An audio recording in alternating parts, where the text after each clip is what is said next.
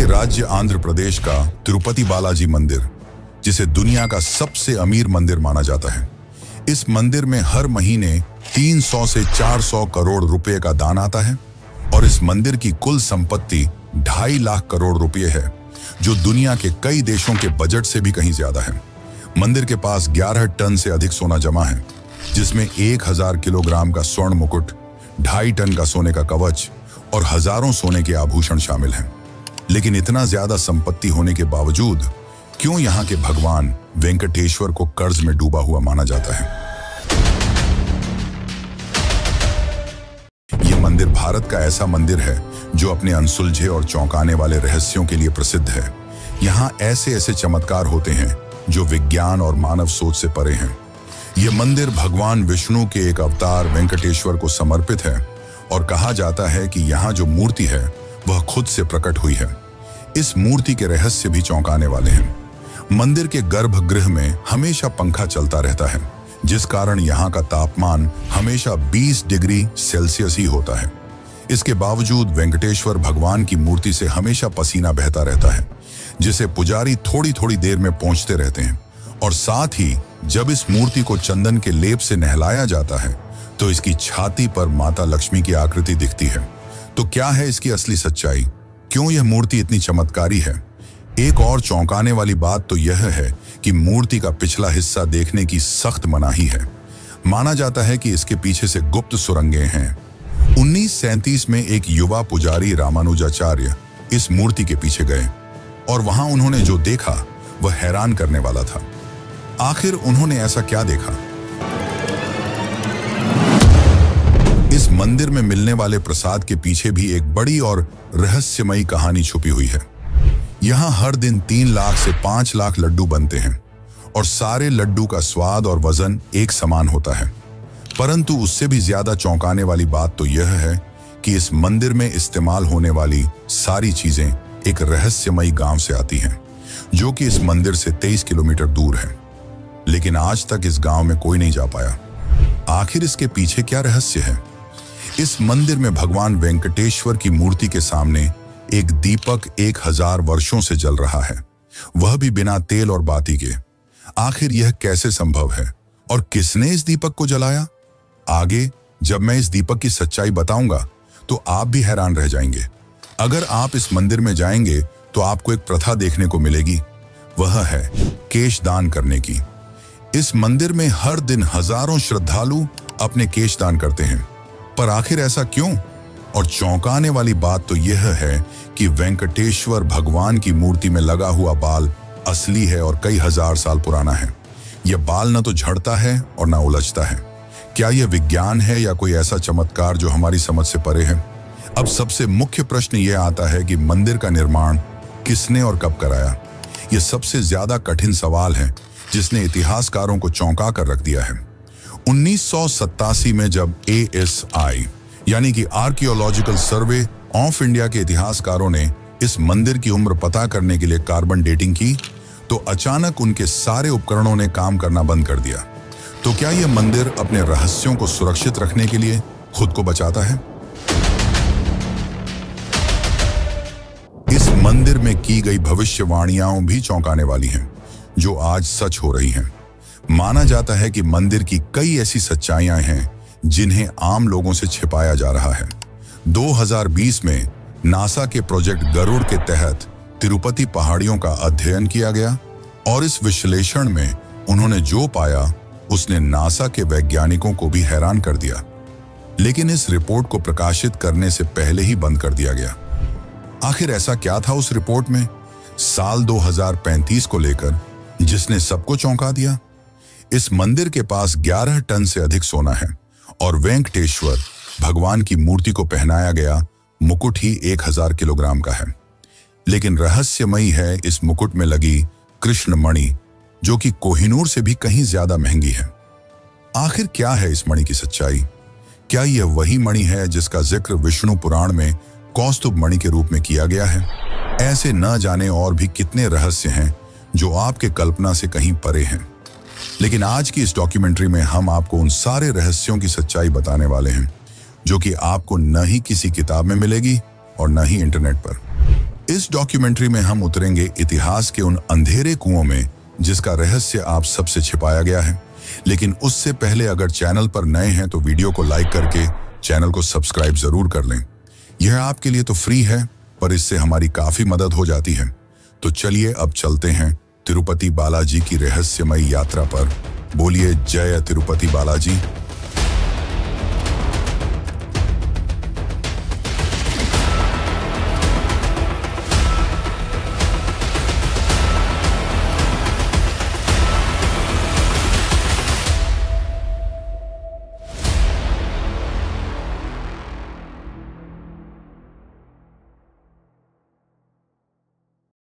कहा जाता है कि इस मंदिर का निर्माण विजयनगर साम्राज्य के महान शासक कृष्णदेव राय ने करवाया था, पर यह सच नहीं है। इस मंदिर में वेंकटेश्वर भगवान की मूर्ति कहां से आई और इस मंदिर का निर्माण कब और किसने कराया, यह जानने के लिए हमें एक पौराणिक कथा को समझना होगा। इस कथा के अंत तक आपको मंदिर के रहस्यों की आधी सच्चाई खुद ब खुद समझ आ जाएगी। तो इस कथा को अंत तक जरूर देखें, क्योंकि यह आपको एक रहस्यमयी दुनिया की ओर ले जाने वाली है। पौराणिक कथाओं के अनुसार प्रलय के उस भयावह दौर की बात है जब समस्त पृथ्वी जलमग्न हो गई थी। पौराणिक ग्रंथों में वर्णित है कि पवन देव ने अपने उग्र रूप में इतनी प्रचंड गति से उड़ान भरी कि आकाश के बादल फट पड़े और ऐसा वर्षा का प्रकोप शुरू हुआ जिसने धरती को पूरी तरह जल में डुबो दिया। ऐसे में समस्त सृष्टि को संकट से उबारने के लिए भगवान विष्णु ने आदि वराह का अवतार धारण किया। उस दिव्य वराह ने अपने विशाल दांतों से संपूर्ण पृथ्वी को जल के गर्भ से बाहर निकाला और उसे पुनः स्थापित किया। इसके बाद सृष्टि पर पुनः जीवन का निर्माण करने के लिए ब्रह्मा जी ने विष्णु जी से अनुरोध किया कि वे यहीं रुकें, जिसके बाद विष्णु ने अपने वराह रूप को परिवर्तित कर एक नया दिव्य स्वरूप धारण किया। 4 भुजाओं वाला एक तेजस्वी स्वरूप जो साक्षात भगवान विष्णु का ही रूप था। इस स्वरूप में वे भूदेवी के साथ तिरुमला की पहाड़ियों पर निवास करने लगे। यहां उन्होंने मानव जाति को ध्यान योग और कर्म योग का ज्ञान देना शुरू किया। समय बीतता गया और कलयुग का आगमन हुआ।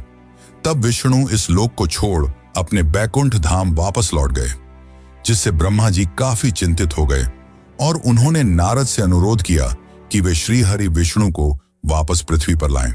इसके बाद नारद जी गंगा किनारे पहुंचे।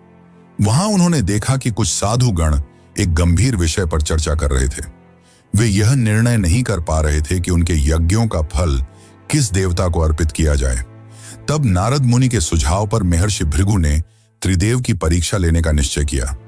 सबसे पहले वे ब्रह्मा के पास गए, पर उस समय ब्रह्मा अपनी सृष्टि के निर्माण कार्य में व्यस्त थे, जिससे महर्षि काफी क्रोधित हुए और वहां से चले गए। जिसके पश्चात महर्षि शिव जी के पास पहुंचे। भगवान शिव ने जैसे ही महर्षि भृगु को देखा, वे प्रसन्न होकर उनका आलिंगन करने के लिए आगे बढ़े, किंतु भृगु ने उनके आलिंगन को स्वीकार करने से इनकार कर दिया और कहा, हे महादेव, आपने सदैव ही धर्म और वेदों की मर्यादाओं का उल्लंघन किया है।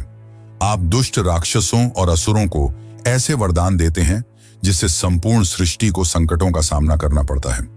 इसीलिए मैं आपका आलिंगन स्वीकार नहीं कर सकता। ये सुनकर शिव क्रोधित हो उठे, किंतु माता पार्वती ने उन्हें शांत कर दिया। अंत में महर्षि भृगु बैकुंठ पहुंचे, जहां भगवान विष्णु शयन कर रहे थे और देवी लक्ष्मी उनके चरण दबा रही थी। भृगु ने क्रोध में आकर भगवान विष्णु की छाती पर जोरदार लात मारी, किंतु विष्णु ने शांत भाव से उठकर न केवल महर्षि से क्षमा मांगी, बल्कि उनके चरण दबाने लगे और पूछा, महर्षि, आपके कोमल चरणों को मेरे कठोर हृदय से चोट तो नहीं लगी? भगवान विष्णु की इस अद्भुत विनम्रता और सहनशीलता को देखकर महर्षि भृगु अत्यंत प्रसन्न हुए और उन्होंने घोषणा की कि अब से सभी यज्ञों का फल केवल भगवान विष्णु को ही प्राप्त होगा।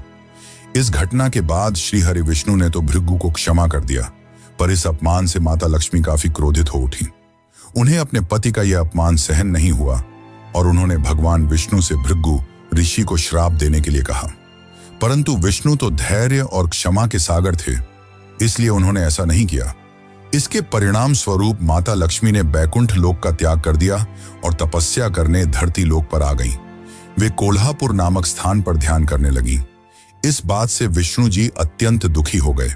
उन्हें बैकुंठ में सूनापन महसूस होने लगा। इसके पश्चात उन्होंने भी बैकुंठ को छोड़ दिया और धरती पर माता लक्ष्मी की खोज में निकल पड़े। वे घने जंगलों में भटकते, नदियों के तट पर बैठकर रोते, पर्वतों की चोटियों से पुकारते, किंतु लक्ष्मी का कहीं पता नहीं चला। थक हार कर वे वेंकटेश्वर पर्वत में एक वृक्ष के नीचे स्थित विशाल चींटी की बांबी के आश्रय में विश्राम करने लगे। उनकी यह दशा शिव और ब्रह्मा से देखी नहीं गई और उन्होंने उनकी सहायता करने का निश्चय किया। इसके बाद शिव जी और ब्रह्मा जी ने गाय और बछड़े का रूप धारण किया और माता लक्ष्मी के पास पहुंचे। माता लक्ष्मी ने उन दोनों को उस समय के शासक चोल राजा को सौंप दिया। राजा ने उन्हें अपने महल की पशुशाला में रखवा दिया और उनकी जिम्मेदारी एक चरवाहे को सौंप दी। कुछ दिनों तक दूध देने के बाद एक दिन वह गाय अचानक दूध देना बंद कर देती है। इसके बाद एक रहस्यमय घटना घटने लगती है। गाय रोजाना कुछ समय के लिए गायब हो जाती और लौटते समय उसका थन खाली मिलता। चरवाहा हैरान था। एक दिन उसने गाय का पीछा किया तो देखा कि वह तिरुमला की एक पहाड़ी पर स्थित विशाल चींटी की बांबी के पास जाकर अपना संपूर्ण दूध उसके अंदर उड़ेल देती है। जब उसने ध्यान से देखा तो आश्चर्यचकित रह गया। उस बांबी के भीतर स्वयं भगवान विष्णु विराजमान थे, जो उस दूध को पीकर अपनी भूख मिटा रहे थे। क्रोध में आकर चरवाहे ने गाय की ओर कुल्हाड़ी फेंकी। तभी एक चमत्कार हुआ। विष्णु तुरंत प्रकट हो गए और गाय को बचाने के प्रयास में कुल्हाड़ी उनके माथे पर जा लगी। तब श्री हरि विष्णु ने क्रोध में आकर उस चरवाहे को वहीं पर मृत्युदंड दिया। जब यह बात राजा को पता चली तो वे तुरंत वहां पहुंचे। तब विष्णु ने क्रोध में कहा, सेवक के पाप में उसके स्वामी की भी बराबर की हिस्सेदारी होती है। इस कारण मैं तुम्हें श्राप देता हूं कि तुम अपना बचा हुआ जीवन राक्षस की भांति व्यतीत करोगे। इस श्राप को सुनकर राजा अत्यंत भयभीत हो गए और उन्होंने विष्णु जी से क्षमा याचना की। तब विष्णु जी का क्रोध शांत हुआ और उन्होंने राजा को वरदान देते हुए कहा, हे राजन, तुम्हारा अगला जन्म आकाश राजा के रूप में होगा। तुम्हारी एक पुत्री होगी जिसका नाम पद्मावती होगा और उसका विवाह मेरे वेंकटेश्वर स्वरूप से होगा। फिर राजा चोल का आकाश राजा के रूप में पुनर्जन्म हुआ और उनके घर पद्मावती नाम की एक सुंदर कन्या का जन्म हुआ। और उसी वक्त भगवान विष्णु ने भी वकुला नामक साध्वी के घर श्रीनिवास रूप में जन्म लिया, जो कि गरीब परिवार से आते थे। अब धीरे धीरे दोनों की उम्र बढ़ने लगी और देखते ही देखते वे शादी के लायक हो गए। एक दिन पद्मावती अपने कुछ सखियों के साथ वन में घूम रही थी। उसी वक्त अचानक एक गुस्से से तिलमिलाया जंगली हाथी बड़ी ही तेजी से उनकी ओर बढ़ा। वे काफी डर गईं, लेकिन तभी वहां श्रीनिवास आ पहुंचे और उसकी रक्षा की। इससे पद्मावती काफी प्रभावित हुई और दोनों ने एक ही नजर में एक दूसरे को पसंद कर लिया। ये बात पद्मावती ने अपने पिता आकाश राजा को बताई। शुरू में तो उन्होंने साफ मना कर दिया, क्योंकि श्रीनिवास काफी निर्धन परिवार से थे। पर रात में राजा आकाश के सपने में भगवान विष्णु आए और उन्हें अपने वरदान के बारे में बताया, जिसके पश्चात राजा आकाश श्रीनिवास और पद्मावती के विवाह के लिए मान गए। लेकिन जब दोनों का विवाह हुआ तब एक शर्त रखी गई कि वर पक्ष को वधु पक्ष को कुछ धनराशि देनी होगी। परंतु श्रीनिवास तो काफी गरीब परिवार से थे, जिस कारण उन्होंने धन के स्वामी कुबेर से कुछ धन उधार लिया और उन्होंने कुबेर से यह वादा किया कि वह यह धन कलयुग के अंत तक चुका देंगे। और इसी कारण आज भी श्री वेंकटेश्वर को कर्ज में डूबा हुआ माना जाता है और यहाँ आने वाले श्रद्धालु अपनी कमाई का कुछ हिस्सा भगवान को दान करते हैं, ताकि वे उनका कर्ज जल्द से जल्द चुका सकें। आगे इस कथा के अनुसार जब श्रीनिवास और पद्मावती का विवाह हो जाता है, तब इस बात का पता मां लक्ष्मी को चलता है। वह इस बात पर विश्वास नहीं कर पा रही थी कि उनके स्वामी ने किसी और कन्या के साथ विवाह कर लिया है, जिसके पश्चात पद्मावती और माता लक्ष्मी में विवाद हो गया। यह विवाद काफी ज्यादा बढ़ गया, जिसके बाद श्रीनिवास ने अपने आप को मूर्ति में बदल लिया और यही मूर्ति आज तिरुपति बालाजी में श्री वेंकटेश्वर के रूप में पूजी जाती है। माना जाता है कि अपने पति को मूर्ति में परिवर्तित होता देख माता लक्ष्मी और पद्मावती को अपनी गलती का एहसास हुआ और वे दोनों भी श्रीनिवास की मूर्ति में समा गईं, जिस कारण आज भी जब भगवान वेंकटेश्वर की मूर्ति को स्नान कराया जाता है, तब उनके सीने में माता लक्ष्मी और पद्मावती की छवि दिखती है। और इसी कारण भगवान के स्नान के बाद पुजारी उन्हें नीचे धोती पहनाते हैं और ऊपर के शरीर को साड़ी से सजाया जाता है। ये भगवान विष्णु और माता लक्ष्मी के चमत्कारों का जीवित प्रमाण है। लेकिन मित्रों, क्या आपको पता है कि इस मंदिर का निर्माण किसने और कब करवाया? यह मंदिर का निर्माण एक चर्चा का विषय है। IIT मद्रास ने 2018 में शोध किया, जिसमें पाया गया कि मंदिर की दीवारों में इस्तेमाल हुए पत्थरों के बीच का फासला हमेशा 0.2 इंच रखा गया है। एक ऐसी परिशुद्धता जो आधुनिक लेजर तकनीक के बिना असंभव मानी जाती है, पर आज से हजारों साल पहले इसे संभव किया गया। आखिर इस मंदिर का इतना भव्य और आधुनिक निर्माण किसने कराया? तो चलिए जानते हैं इस मंदिर के निर्माण का असली सच। लेकिन उससे पहले, अगर आपको डॉक्यूमेंट्री अच्छी लग रही है तो इसे लाइक करके चैनल को सब्सक्राइब जरूर कर लें।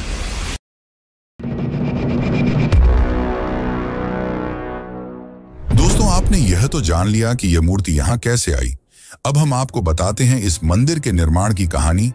तिरुपति के भव्य मंदिर का निर्माण इतिहास कई शताब्दियों के विकास की कहानी कहता है। 9वीं शताब्दी से प्राप्त शिलालेखों के अनुसार इस मंदिर का प्रारंभिक स्वरूप पल्लव राजवंश ने लगभग 825 ईस्वी के आसपास अस्तित्व में आया। हालांकि वर्तमान भव्य संरचना का श्रेय मुख्य रूप से विजयनगर साम्राज्य को जाता है। इस मंदिर का इतिहास 9वीं शताब्दी में पल्लव राजाओं के शासनकाल से शुरू होता है, जिन्होंने काले ग्रेनाइट पत्थर से मंदिर का प्रारंभिक गर्भगृह बनवाया। चोल राजवंश ने 11वीं शताब्दी में इसका विस्तार किया और 12 गांव मंदिर को दान में दिए। मंदिर को वास्तविक भव्यता मिली विजयनगर साम्राज्य के शासनकाल में। सम्राट कृष्णदेव राय ने 1509 से 1229 के बीच स्वर्ण गोपुरम का निर्माण करवाया और 30 गांव मंदिर को अर्पित किए। मराठा शासक रघुनाथराव पेशवा ने 1750 में चांदी का विशाल सिंहासन दान दिया। ब्रिटिश काल में मंदिर का प्रबंधन महंतों के पास रहा। 1933 में स्थापित TTD आज 300 से अधिक मंदिरों का संचालन करता है। मंदिर परिसर में 1200 से अधिक शिलालेख और ASI द्वारा खोजी गई 10वीं शताब्दी की गुप्त सुरंगें इसके ऐतिहासिक महत्व को प्रमाणित करती हैं। वर्तमान में यह विश्व के सबसे धनी मंदिरों में से एक है, जहां प्रतिवर्ष लाखों भक्त दर्शन के लिए आते हैं। ये सारी बातें ये बताती हैं कि इस मंदिर को किसी भगवान या किसी एक राजा ने नहीं बनवाया। इस मंदिर का निर्माण कई सालों में अनगिनत राजाओं द्वारा करवाया गया और इसके निर्माण में कई रहस्य छिपे हैं, जिसमें गुप्त सुरंगों का रहस्य सबसे खास है। माना जाता है कि यहाँ 7 गुप्त सुरंगें हैं, जिसमें से ब्रह्मास्त्र सुरंग, स्वर्ण बंदर मार्ग और काला पानी सुरंग मुख्य हैं।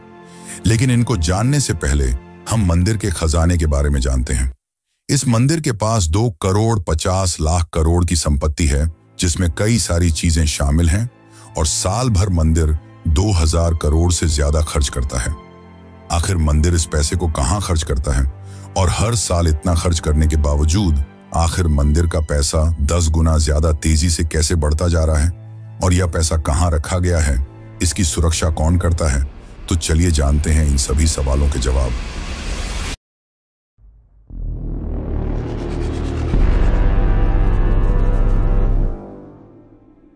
मंदिर की मासिक आय लगभग 300 से 400 करोड़ है, जबकि इसकी सालाना कमाई 5000 करोड़ से ऊपर पहुंच जाती है। इस मंदिर के पास 11 टन से अधिक सोने का खजाना है, जिसमें 1000 किलोग्राम का मुकुट और 2.5 टन सोने का कवच है। साथ ही और भी कई सोने के आभूषण हैं। 2022 में एक भक्त ने 1000 किलो सोना दान किया, जो एक ही दिन में किसी मंदिर को मिला सबसे बड़ा दान बन गया। इस मंदिर के सोने की रखवाली और मैनेजमेंट की जिम्मेदारी TTD यानी कि तिरुमला तिरुपति देवस्थानम के पास है और इस मंदिर के पास सिर्फ सोना ही नहीं बल्कि 43,000 एकड़ जमीन, शेयर मार्केट में 10,000 करोड़ रुपए का निवेश और दुनिया भर में 12 बैंक अकाउंट्स हैं। और इन सारे पैसों को संभालने के लिए TTD ने एक भूमिगत वॉल्ट बनाया है, जिसकी सुरक्षा भारतीय रिजर्व बैंक जितनी सख्त है। क्या आप जानते हैं कि इस वॉल्ट को खोलने के लिए 3 अलग अलग लोगों की अंगुलियों के निशान चाहिए? लेकिन सबसे बड़ा सवाल यह है कि यह सारा पैसा कहां जाता है।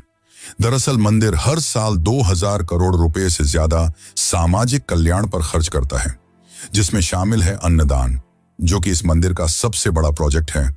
हर दिन 3 से 4 लाख भक्तों को मुफ्त भोजन दिया जाता है।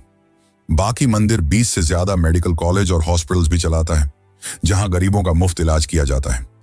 300 से ज्यादा स्कूल और कॉलेज, जहां 50,000 से ज्यादा बच्चों को फ्री शिक्षा प्रदान की जाती है। ऐसे और भी कई कल्याणकारी काम किए जाते हैं।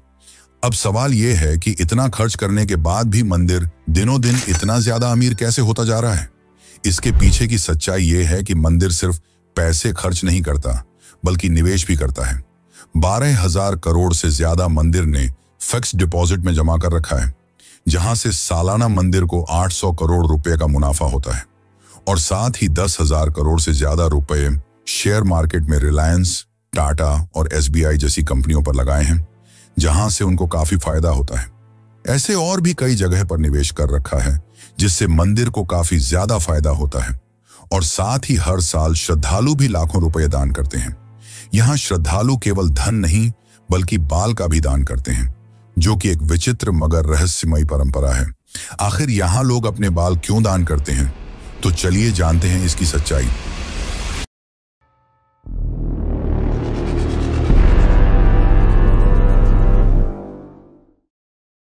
पौराणिक कथाओं के अनुसार जब उस चरवाहे ने भगवान विष्णु के सर पर कुल्हाड़ी मारी, जिससे उनके माथे में गहरी चोट आई और उनके बाल भी कट गए, और जब गंधर्व राजकुमारी नीला देवी ने यह देखा, तो उन्होंने बिना कुछ सोचे समझे अपने लंबे खूबसूरत बाल काटकर विष्णु जी के सर पर जोड़ दिए। बाल एक स्त्री की बाहरी खूबसूरती का एक अहम हिस्सा होता है, लेकिन नीला देवी ने बिना कुछ सोचे अपने बाल विष्णु जी को दान कर दिए, जिससे विष्णु जी काफी प्रभावित हुए और यह घोषणा की कि जो भी तिरुपति में आकर अपने बाल दान करेगा, उसकी सारी मनोकामनाएं पूर्ण होंगी। इस कारण वर्ष आज भी बड़ी संख्या में भक्त यहां आते हैं और अपने बाल दान करते हैं। माना जाता है कि यहाँ की वेंकटेश्वर भगवान की मूर्ति में जो बाल हैं, वो नीला देवी के ही हैं, जो कि हजारों सालों से जिंदा हैं। ये ना तो झड़ते हैं और न ही उलझते हैं। जब भक्त मंदिर में केश दान करते हैं, तो यहाँ के कर्मचारी उन बालों को इकट्ठा करते हैं, फिर उन्हें धोकर और साफ करके हेयर विग्स और हेयर एक्सटेंशन बनाए जाते हैं और बाद में इन्हें बेच दिया जाता है। इन बालों को विदेशों में बेचकर मंदिर महीने के लगभग 20 लाख रुपए कमाता है, क्योंकि माना जाता है कि विदेशों में भारतीय बालों की काफी ज्यादा डिमांड है। अब हम जानने वाले हैं वो रहस्य जो विज्ञान और आपकी सोच से परे है, मूर्ति के पीछे का रहस्य। आखिर क्या है इसके पीछे, और क्या है गुप्त सुरंगों का रहस्य? तो चलिए जानते हैं। और अगर यहां तक देख ही चुके हो, तो कमेंट में बालाजी महाराज की जय जरूर लिखें।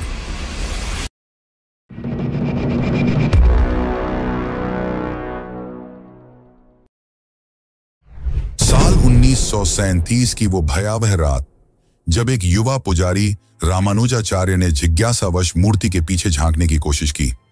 अगले ही दिन उसकी आंखों की रोशनी चली गई और जुबान लकवाग्रस्त हो गई। आज भी मंदिर के रिकॉर्ड्स में यह घटना दिव्य शाप के रूप में दर्ज है।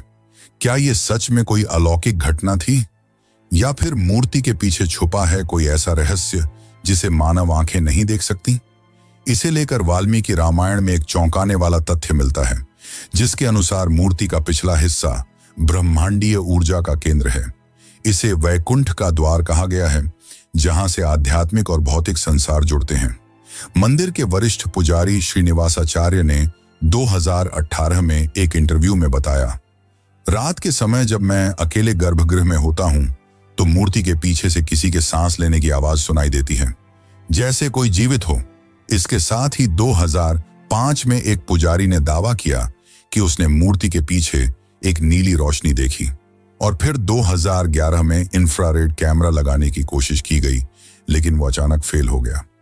2019 में IIT मद्रास के वैज्ञानिकों ने एक चौंकाने वाला खुलासा किया, जिसके अनुसार मूर्ति का पिछला हिस्सा रेडियो एक्टिव गुण दिखाता है, जिस कारण जब मूर्ति पर लाइट पड़ती है तो वहां अजीब तरंगें गूंजती हैं। पर यह केवल एक थ्योरी है। इसकी असली सच्चाई विज्ञान आज भी नहीं समझ पाया। लेकिन धर्म ग्रंथों के अनुसार यहां दूसरे लोक में जाने के लिए कई गुप्त सुरंगें हैं। जनवरी 2022 रात के 2 बजे जब ASI की एक टीम ने मंदिर के नीचे गुप्त सुरंग का दरवाजा खोला, तो उनके सामने जो हुआ वह आज भी राज का विषय है। जैसे ही उन्होंने अंदर कदम रखा, सभी टॉर्च एक साथ बंद हो गए और उनके रेडियो डिवाइस से एक अजीब सी सिसकी की आवाज आई। अगले ही पल टीम लीडर डॉक्टर रवि ने खुदाई रोकने का आदेश दे दिया। क्या उन्होंने वहां कोई अलौकिक शक्ति देखी थी या फिर कोई ऐसा प्राचीन रहस्य जिसे दबाना जरूरी था? धर्मशास्त्रों के अनुसार यहां 7 सुरंगें हैं, जिसमें से 3 मुख्य हैं। पहली ब्रह्मास्त्र सुरंग। माना जाता है कि इस सुरंग के अंत में एक ऐसा शक्तिशाली अस्त्र है जिसे इस्तेमाल करने वाला सबसे ज्यादा शक्तिशाली बन जाएगा। 1993 में ब्रिटिश इंजीनियरों ने इसे खोजने की कोशिश भी की थी, लेकिन उस खोज के दौरान 5 इंजीनियर रहस्यमयी रूप से गायब हो गए, जिसके बाद उन्होंने यह खोज रोक दी। दूसरी सुरंग है स्वर्ण बंदर मार्ग। माना जाता है कि विजयनगर साम्राज्य के राजा कृष्णदेव राय ने यहां 500 टन सोना छिपाया था, और जब 2018 में ग्राउंड पेनेट्रेटिंग रडार सर्वे किया गया तो यहां कई अकल्पनीय और अद्भुत धातुएं मिली। अब तीसरी सुरंग, जिसे काला पानी सुरंग कहा जाता है, इसके अंदर एक अज्ञात काले पानी जैसा तरल पदार्थ भरा हुआ है, जिसकी 2001 में सैंपल लिया गया, और जब लैब टेक्नीशियन ने इसकी जांच करने की कोशिश की तो उनकी आंखों की रोशनी चली गई। आखिर ऐसा कैसे हुआ? तिरुपति बालाजी की रहस्यमयी कहानियां यहीं समाप्त नहीं होती। असली चौंकाने वाला रहस्य तो भगवान की मूर्ति से निरंतर बहने वाला पसीना है। मंदिर परिसर में पंखे लगातार चलते रहते हैं, क्योंकि बालाजी की मूर्ति से निरंतर गर्मी निकलती रहती है। इसी कारण मूर्ति हमेशा पसीने से तर रहती है। पुजारी नियमित रूप से मूर्ति को कपड़े से पोंछते रहते हैं, परंतु कुछ ही देर में मूर्ति फिर से पसीने से भीग जाती है।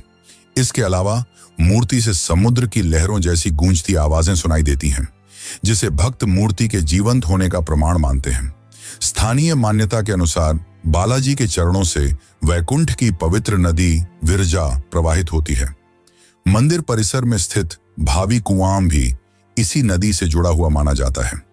ये सभी चमत्कारिक तथ्य भक्तों के विश्वास को और दृढ़ करते हैं कि यहाँ स्वयं भगवान विष्णु निवास करते हैं, जिस कारण तिरुपति को कलयुग का वैकुंठ कहा जाता है। इन सबके अलावा सबसे ज्यादा चौंकाने वाली बात तो यह है कि बालाजी की मूर्ति के सामने हजारों वर्षों से एक दीपक निरंतर जल रहा है, वो भी बिना किसी तेल और बाती के। आखिर इसके पीछे क्या सच्चाई है, और क्या है उस अद्भुत गांव का रहस्य जहां से बालाजी मंदिर की सामग्री आती है, लेकिन आज तक उस गांव तक कोई नहीं पहुंच पाया? आखिर ऐसा क्यों? तो चलिए जानते हैं उस रहस्य को जो आपको होश उड़ा देगा।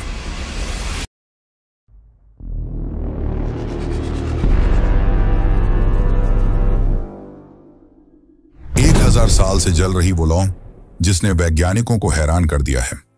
आज से 1000 वर्ष पूर्व जब राजा कृष्णदेव राय ने पहली बार इस दीपक को जलवाया था, तब से आज तक यह एक पल के लिए भी नहीं बुझा।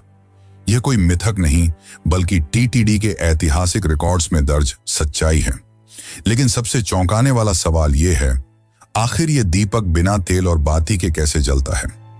2017 में डीआरडीओ की एक टीम ने इसकी रिसर्च की तो पाया कि यह दीपक एक अमृत तुल्य नामक तेल से जलता है, जो हिमालय की जड़ी बूटी से बनाया जाता है, और इसकी बाती देवदार वृक्ष की छाल से बनी है, जो हजारों वर्षों तक नहीं जलती बल्कि धीरे धीरे रूपांतरित होती है।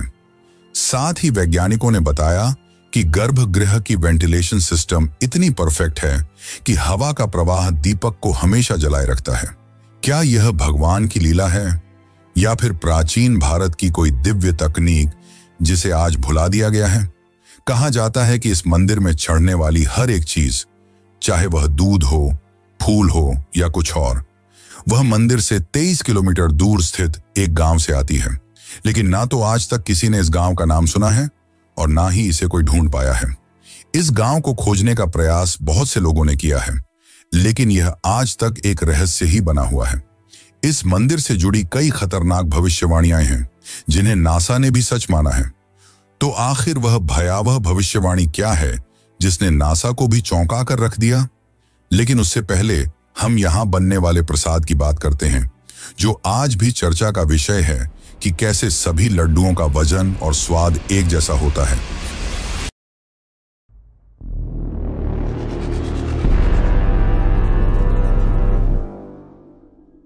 तिरुपति मंदिर मंदिर में प्रसिद्ध लड्डू प्रसाद की कहानी बहुत ही अद्भुत है। कहते हैं कि जब तिरुपति बालाजी मंदिर में भगवान वेंकटेश्वर की मूर्ति स्थापित की जा रही थी तो पुजारियों को समझ नहीं आ रहा था कि प्रभु को भोग में क्या अर्पित करें। उसी समय एक बूढ़ी मां लड्डू का थाल लेकर आई और कहा कि यह लड्डू की थाली प्रथम नैवेद्य के रूप में स्वीकार करें। पुजारियों ने वह लड्डू प्रभु को अर्पित किए और फिर प्रसाद के रूप में ग्रहण किए। लड्डू का स्वाद इतना अद्भुत था कि पुजारी भी हैरान रह गए। तब उन्होंने उस बूढ़ी मां से लड्डू बनाने का तरीका पूछा। बूढ़ी मां ने लड्डू बनाने का तरीका बताया और कुछ ही पलों में वहां से अंतर्ध्यान हो गई। इस घटना के बाद माना गया कि खुद देवी लक्ष्मी ने प्रसाद का संकेत देने के लिए सहायता की थी। तब से यह लड्डू तिरुपति बालाजी में बनाए जाने लगे। यह तो हो गई प्रसाद की बात। अब करते हैं उस भविष्यवाणी की बात जिसने नासा को भी चौंका दिया। भविष्य पुराण के अनुसार जब कलयुग अपने चरम पर होगा तब तिरुपति की पहाड़ियों से एक विचित्र प्रकाश निकलेगा और भगवान वेंकटेश्वर की मूर्ति अपना रूप बदल लेगी। 2018 की नासा की गोपनीय रिपोर्ट में पाया गया कि तिरुपति पर्वत के नीचे एक अज्ञात ऊर्जा स्रोत सक्रिय हो रहा है जो हर साल 0.3% की दर से बढ़ रहा है।